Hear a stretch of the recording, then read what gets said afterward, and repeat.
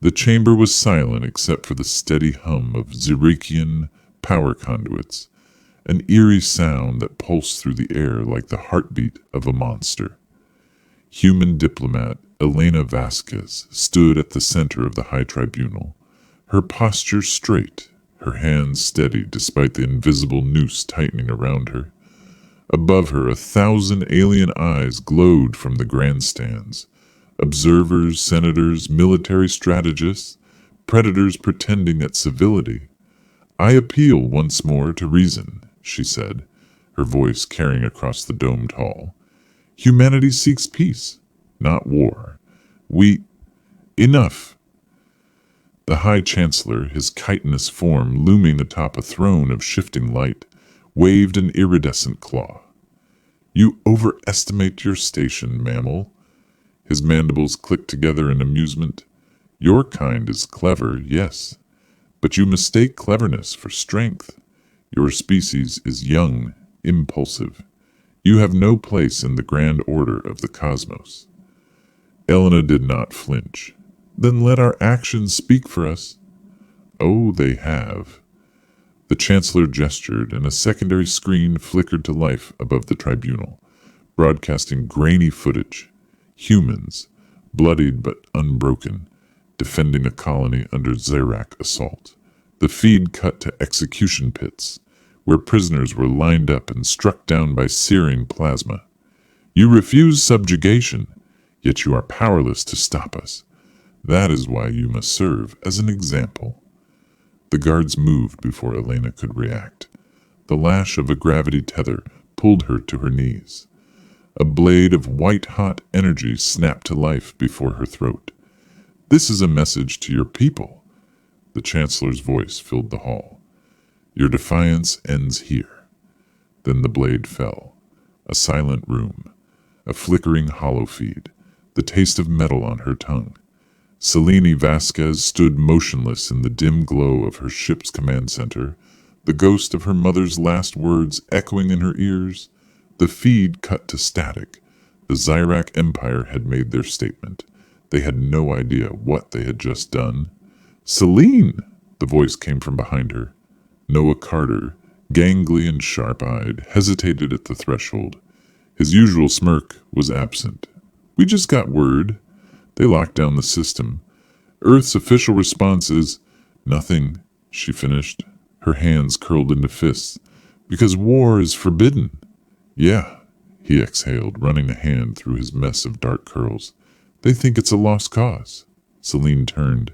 Even in the dim lighting, her eyes burned. "Then we do this alone." Noah sighed. "I knew you were going to say that." Selene strode past him, her boots striking sharp against the floor. "Get Amara and Dante. We meet in 5. The hidden outpost, carved deep into the husk of a derelict freighter, was as secure as a band of outlaws could make it. Selene stood at the head of the table, watching as the last of her crew filed in. Noah took a seat, fingers already flying over his datapad. Amara Patel, the team's biologist and strategist, sat across from him, her sharp mind already processing contingencies. And then there was Dante Reyes, leaning back with a grin, boots on the table, flipping a knife between his fingers. Selene took a breath. "You've all seen the broadcast?" Silence. A weight settled over the room. "We can't fight a war," Amara said at last, measured and calm. "Even if we could, it wouldn't bring her back." "No," Selene agreed, "but I don't want a war. I want him." Dante whistled low. "You mean to assassinate the High Chancellor of the Xerac Empire?" "Yes. Suicidal, insane, and I love it." He flipped the knife once more and sheathed it. "I'm in." Noah groaned. "I knew I should have stayed on Europa." Amara folded her arms. "How?" Selene tapped the console and a holographic layout flickered to life. "We infiltrate Zirkaus, their homeworld. The Chancellor's palace is a fortress, but every fortress has cracks." Noah narrowed his eyes. "And you just happen to know where they are?" Selene met his gaze. "I know because I've studied their security, their weaknesses, their arrogance." She leaned forward. They see us as primitives, Noah. They assume we can't do what they do. But we can learn. We can adapt. And when they realize their mistake, it will be too late. A slow grin spread across Noah's face.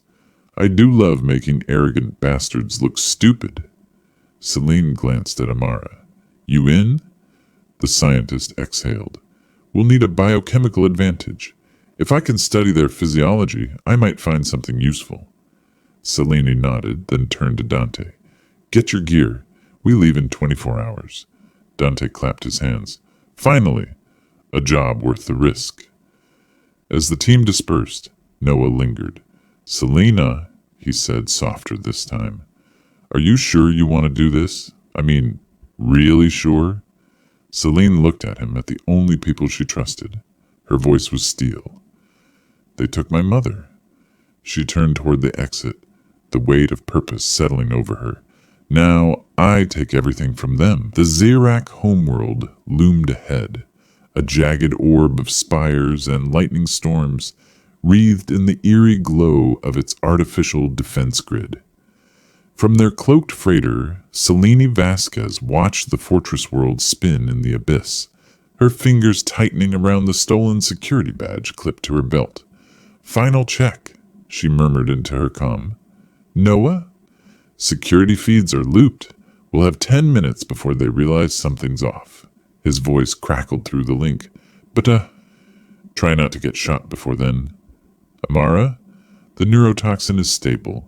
If we introduce it through the ventilation system, it'll target Xerac nervous systems without affecting us. Dante? A low chuckle. Give me 5 minutes with their power relays, and this whole palace is going dark. Celine took a slow breath. All right. Masks on. We move. The team descended in a stolen Xerac transport, their disguises holding up under preliminary scans. Amara's research had helped them mimic the aliens' scent markers, their suits engineered to fool biometric sensors. But deception would only get them so far. The real challenge awaited within the fortress walls. They stepped onto the landing platform, the city of Zirkaus stretching around them like a living monolith, glistening obsidian structures wrapped in energy conduits, the air thick with the scent of ozone and industry.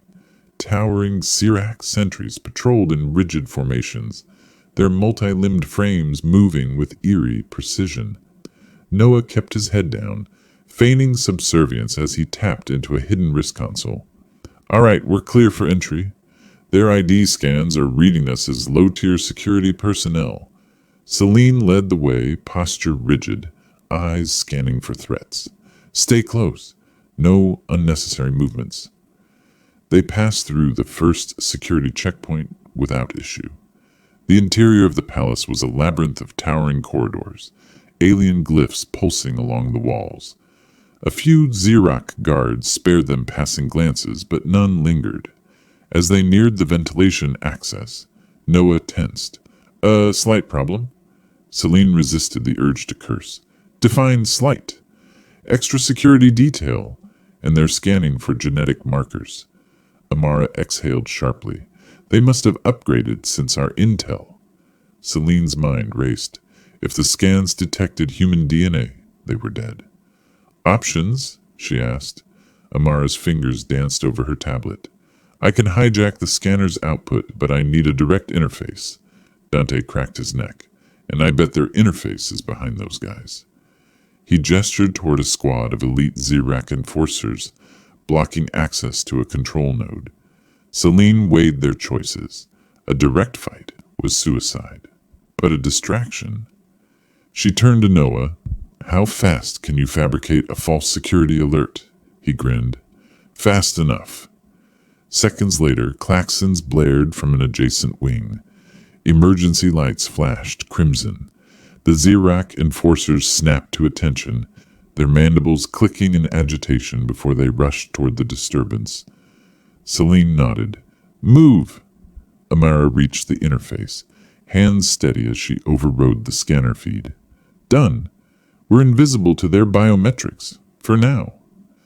With the immediate threat neutralized, they slipped into the maintenance corridors. The ventilation system was a sprawling network, but Amara quickly identified the optimal dispersal point for the neurotoxin. She injected the compound into the vents. 5 minutes until it spreads through the palace. Celine's pulse thrummed. Then let's get to the throne chamber. The deeper they moved, the more the tension coiled around them. Noah fed false data to the security network, keeping their presence masked. Dante rigged the palace's power relays, ready to plunge the entire structure into darkness at the right moment. Finally, they reached the outer sanctum of the High Chancellor's chamber. Then everything went wrong. An alert blared through the halls. The neurotoxin had worked. Guards slumped unconscious in droves. But the palace AI had flagged the anomaly. Security doors slammed shut. Reinforcements were inbound. "Dante!" Celan barked. "On it!" He triggered the blackout. The palace plunged into chaos. Lights flickering, systems failing, but it wouldn't hold for long. Celine turned to her team. "No turning back. We end this now." Weapons drawn, they pushed into the darkness, toward the High Chancellor's throne, toward vengeance. The throne chamber doors loomed ahead, but alarms blared through the palace. Their cover was blown. Guards rushed in from multiple corridors. Plasma rifles charged.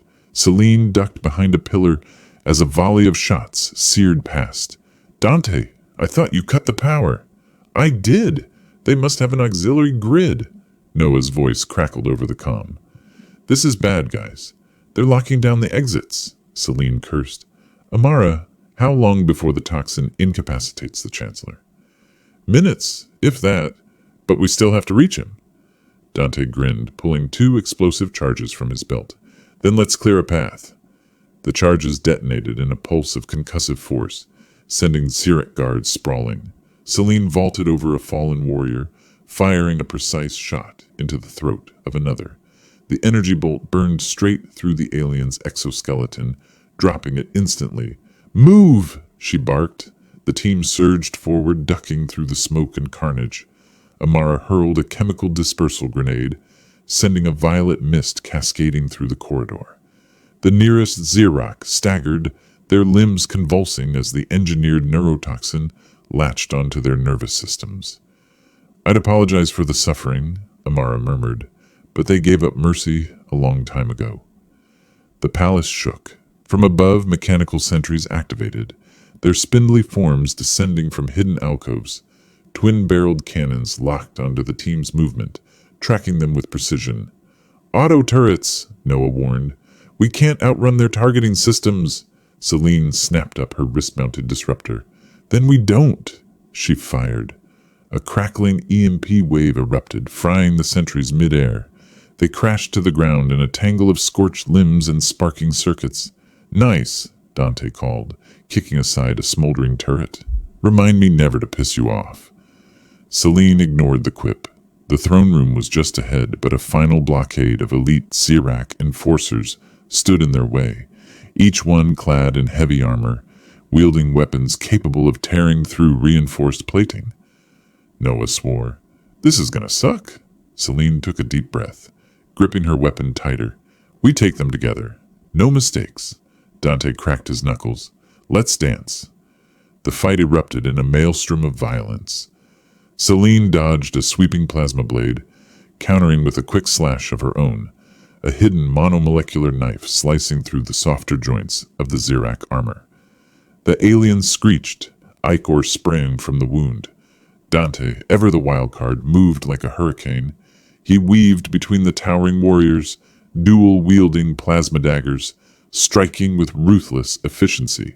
"Come on, you overgrown cockroaches! That all you got?" Amara stayed at range, utilizing an experimental sonic disruptor. With each pulse, Xerac warriors clutched their heads, mandibles clattering in agony before collapsing. "Science," she muttered, "is a beautiful thing." Noah, not built for direct combat, worked from the shadows. His hacked holocloak flickered, allowing him to move unseen as he bypassed the security panel behind enemy lines. Just keep them busy a little longer. Celine plunged her knife into the final warrior's throat, just as Noah finished. The security field surrounding the throne chamber fizzled out. "We're in!" The throne room was vast, ornate in its alien grandeur, illuminated by shifting energy patterns along the walls. At its center, seated upon a towering crystalline throne, was the High Chancellor himself. The Xerac leader regarded them with amusement. "Impressive," he rasped, "but futile." Selene strode forward, weapon trained on him. "You executed my mother. This is justice." The Chancellor chittered in laughter. "No, little human. This is the moment your kind learns its place." The walls trembled. Hidden compartments slid open, revealing towering war drones armed to the teeth. The palace hadn't just been a seat of power, it had been a trap. Noah paled. Guys?" Selene gritted her teeth. The mission wasn't over yet. The war drones whirred to life, their glowing optics locking onto the team. Selene felt the weight of the moment settle on her like a vice. They were outnumbered, outgunned, and deep in enemy territory, but that had never stopped them before. Dante wiped blood from his brow and smirked. "Gotta say, this might be the worst odds we've had yet." Amara, breathless but determined, reloaded her disruptor. "Then we'll just have to be smarter." Noah, hands flying over his wrist console, grunted. "Buy me 60 seconds. I can overload their control network." Selene didn't hesitate. "Then we hold the line." The first wave struck hard. Plasma fire streaked through the air, forcing them into cover behind the room's ornate pillars. Selene darted between them, firing precise shots that found the weak points in the drone's armor. Dante moved like a shadow, his daggers carving through mechanical limbs with ruthless precision. Amara tossed an experimental charge, her own design, at a cluster of advancing machines. The detonation sent out a wave of electromagnetic disruption, scrambling their circuits. The drones staggered, buying them a few precious seconds. The High Chancellor watched from his throne, mandibles clicking in amusement. "You struggle, but struggle is pointless. This is the fate of all who defy us." Selene gritted her teeth, reloading. "I've heard that before. Funny how it never seems to work out for tyrants." Noah cursed. "Almost there, almost!" A drone got too close. Selene turned just in time to see it level its weapon at Noah. She moved without thinking, throwing herself into its path. The shot grazed her shoulder, burning through her armor. She hit the ground hard, pain lancing through her. "Selene!" Dante was there in an instant, slicing through the drone with a savage strike. Amara dragged Selene behind cover, scanning the wound. "It's bad, but you'll live." Selene forced herself up. "We don't have time for this," Noah shouted in triumph. "Done! Overloading now!" The palace lights flickered. A piercing screech echoed through the chamber as the drone's optics flashed erratically. One by one, they collapsed, their systems fried by Noah's hack. Silence fell. The High Chancellor's amusement vanished. His throne unfolded, shifting into an exoskeletal battle frame that enveloped his body in segmented, razor-edged plating. "Enough of this!" He launched forward faster than anything that size should be. Selene barely managed to roll aside as his claws carved deep gouges into the floor where she had stood. Dante attacked first, his daggers finding gaps in the Chancellor's armor. But the alien leader barely flinched. With a brutal backhand, he sent Dante crashing into the wall. Amara and Noah fired in tandem, disruptors and pulse shots, hammering the Chancellor's frame. The alien roared in irritation, but didn't stop. Selene pushed past the pain, drawing her last blade. This wasn't a fight they could win with brute force. They had to be smarter. She ducked beneath another swipe and slashed at the Chancellor's knee joint.